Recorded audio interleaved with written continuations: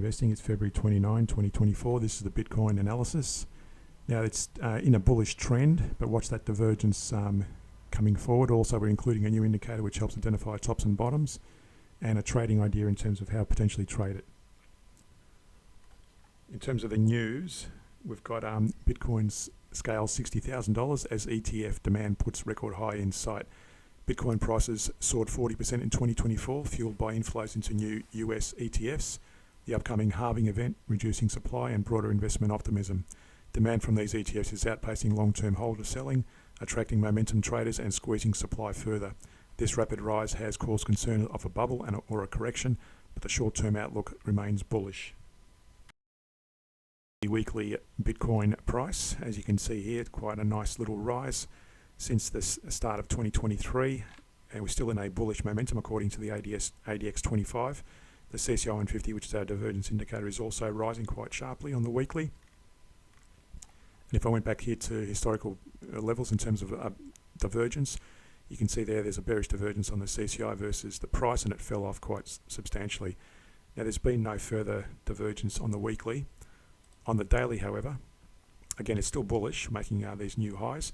But notice we've got a potential double top on the CCI 150, and that's still considered a bearish divergence versus higher highs on the price. So that could be a result we see from the halving coming up.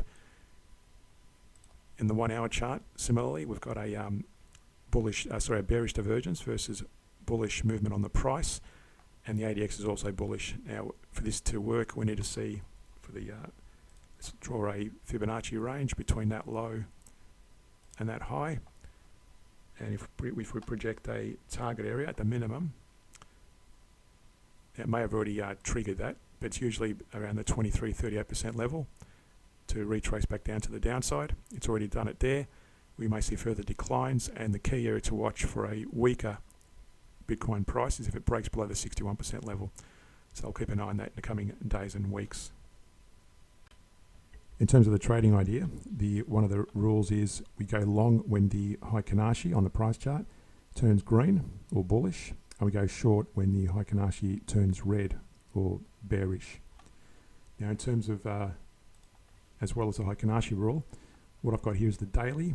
So you follow the trend of the daily chart, and we trade, in this case, in this example, we trade on the hourly. So this is the average down approach on the hourly. This is the stop loss approach on the hourly.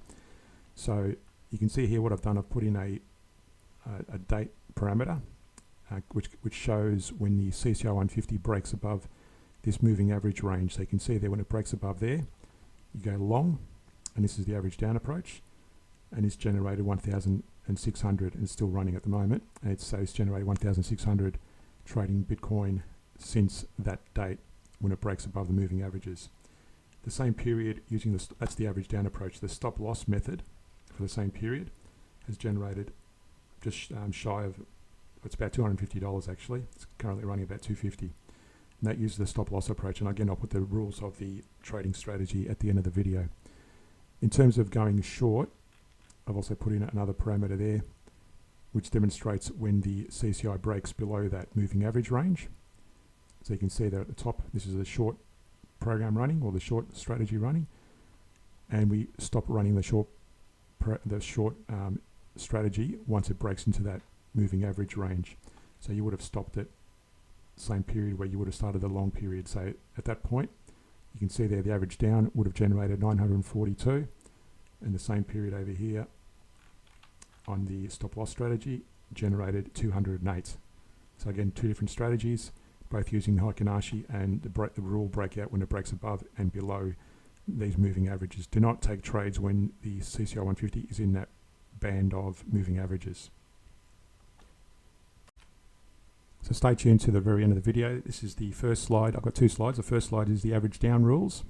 So you can pause the video and read that in your own leisure. And the second slide shows the stop loss rules. Again, pause the video at your own leisure. Thanks for watching. Hit that like and subscribe button. Hit that notification bell, and we'll see you in a future video.